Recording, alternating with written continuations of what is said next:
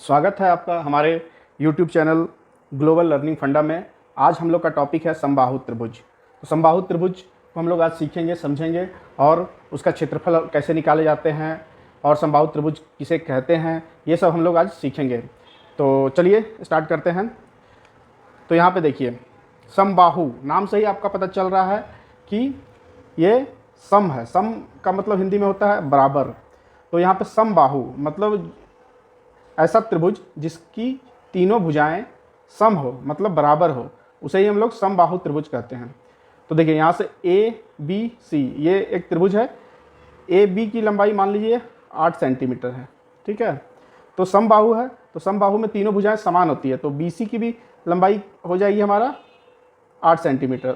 वैसे ही सी ए की आप लंबाई देखोगे तो इसकी भी लंबाई 8 सेंटीमीटर हो जाएगी। कहने का मतलब यह है कि समबाहु में तीनों भुजाएं समान होती है तो उस त्रिभुज की। तो यहाँ पे तीनों भुजा समान है इस त्रिभुज की, इसलिए इसको हम लोग समबाहु कहते हैं।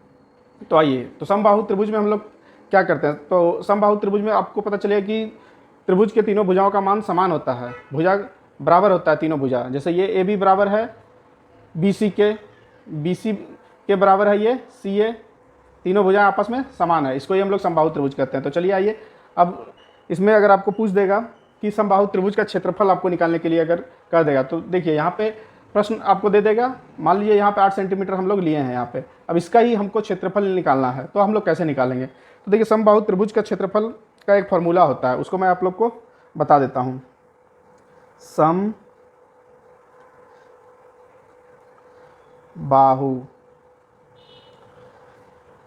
त्रिभुज का यह सिंबल हो गया, यह चिन्ह हो गया। समबाहु त्रिभुज का क्षेत्रफल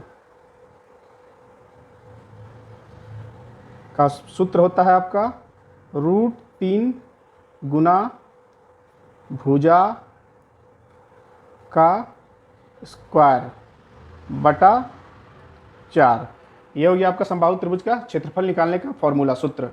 तो देखिए यहाँ पे आपका त्रिभुज क्या है, ए बी सी है। तो आप इसको ऐसे लिख सकते हो, त्रिभुज ए बी सी का क्षेत्रफल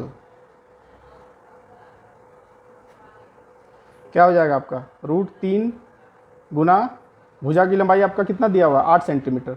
तो यहाँ पे 8 का स्क्वायर कर लोगे आप, बटा में 4 है, 4 लिख दोगे। अब चलिए, अब देखिए √3 गुना 8 का स्क्वायर मतलब 8 गुना 8 बटा 4। अब देखिए 4 से 8 कट जाएगा 2 बार में, 4 दूनी 8। अब यहाँ पे देखिए √3 हो गया और यहाँ पे आपका 8 दूनी 16 हो गया। अब इसको √3 गुना 16 है तो 16 आप पहले भी लिख सकते हो यहाँ पे, तो 16 √3। अब देखिए √3 को आप ऐसे भी आंसर लिख सकते हो सेंटीमीटर स्क्वायर। क्षेत्रफल जब भी निकलता है तो हमारा सेंटीमीटर स्क्वायर में निकलता है, वर्ग है तो सेंटीमीटर स्क्वायर, ये भी आंसर हो गया। या आप अगर चाहोगे कि हमको पूर्ण आंसर चाहिए, पूर्ण इसको संख्या चाहिए, तो आप इसको क्या करेंगे, 16 गुने √3 का मान होता है 1.732, 1.732।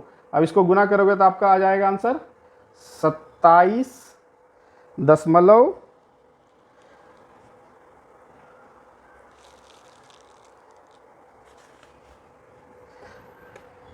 देखिए 16 दूनी 32 हो जाता है। यहाँ पे 2 लिख दीजिए, यहाँ 16 3 48, 48 से 3 51, हाथ में 5, 16 सत्ते 112, 5 को जोड़ दिया 7, तो 27 दशमलव ये हो जाएगा। मैंने रफ में करके आपको बता दिया है, तो यही हो जाएगा इसका आंसर। आशा करता हूँ कि आपको इसमें कहीं डाउट नहीं रहेगा। होप कि आपको, आशा करता हूँ कि ये वीडियो आपको समझ में आया होगा। समबाहु त्रिभुज कहते किसे हैं, समबाहु त्रिभुज होता क्या है, उसका क्षेत्रफल हम लोग कैसे निकालते हैं। मैं उम्मीद करता हूँ कि आपको समझ में आया होगा। समझ में आया होगा तो हमारे वीडियो को लाइक कर दें और अपने फ्रेंड्स के साथ शेयर कर दें, और चैनल को तो सब्सक्राइब करना ना भूलें, ताकि मैं ऐसा वीडियो भविष्य में आपके लिए बनाता रहूँगा और आपको बहुत लाभ होगा इस वीडियो से।